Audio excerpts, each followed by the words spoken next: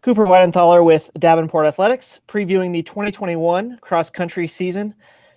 I'm joined by head coach Scott Cook. And Coach, your team hasn't competed in a meet since November of 2019, so you've had quite a bit of layoff. But this Saturday will be the 4th of September, 2021. You'll compete at Calvin. So what have you seen from your team this very short preseason and even last year when you were unable to compete? Well, I think first of all, just an unbelievable amount of resolve. I think I read in one of your articles that it'll be 665 days in between, which is mind-boggling. Cross country was the only event I think that D2 didn't do, and part of that has to do with track and how that overlaps. But yeah, I mean, just a lot of resolve, a lot of kids taking the opportunity to get bigger and stronger and faster and putting in the work and trying to keep a positive attitude. Absolutely. So that impact that the long layoff had, whether it was positive and or negative, what kind of impact did it have on your program when you were not running and not competing in meets? Obviously more training, more practice, but everything was also very unclear. We didn't know if maybe you'd have a spring season, and obviously there wasn't. So negative or positive, what did you see as far as an impact? Well, I think the positive is obviously the ability to train a lot harder and not have to worry about running in a meet or anything like that. But a lot of those results kind of became clear during our outdoor season. Guys like Trevor Luznak and TJ Moore and Juliana Wilson had tremendous track season, kind of big breakthroughs.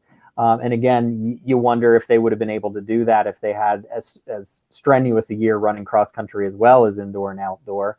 The negative things, I think, were just like the team bonding things, because we couldn't go on the road and we couldn't have team dinners and all that little stuff that maybe doesn't affect your performance, but certainly affects who you are as a team and a group.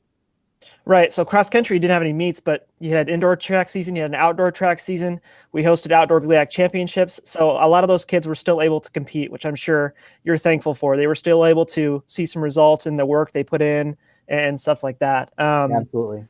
So now as we turn the calendar to 2021 fall, you've got 4 meets and then conference championships, and then you've got regionals. So you've got a full slate ahead of you starting on Saturday at Calvin. So some of these new faces that haven't been able to compete yet. Can you talk about some of the new kids, some of the rookies coming in? Sure. And I'll start on the women's side because we have 14 ladies this year, which is one of the bigger teams we've had in quite some time. But kind of the interesting thing is of that 14, 4 have competed in a college cross country race before. So 2 of them are returners from last year who got at least got used to the training and had track and field, but again, a lot of them are new. So excited about this freshman class, 8 freshman women.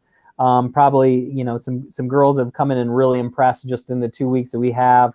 Ella Barrio, Sierra Guay have been kind of the 2 of our top freshmen.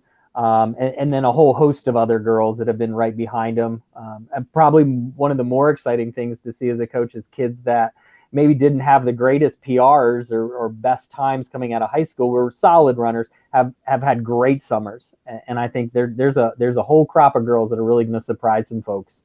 There'll be some coaches looking around, why didn't we recruit that person? But I'm so really happy with some of the girls we got, especially I think we got some sleepers that'll really surprise some folks.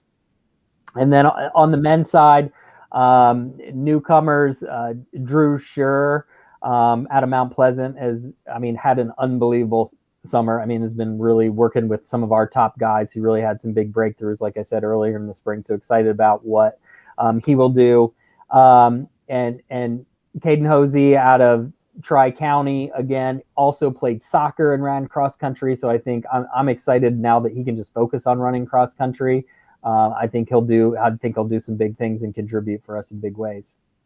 Well, absolutely. All right, Coach, thank you. We'll try to catch up with you down the road after a meet or two, after you've seen some competition from your boys and girls. So thanks for joining me today, and good luck Saturday at Calvin. All right. Thanks, Cooper.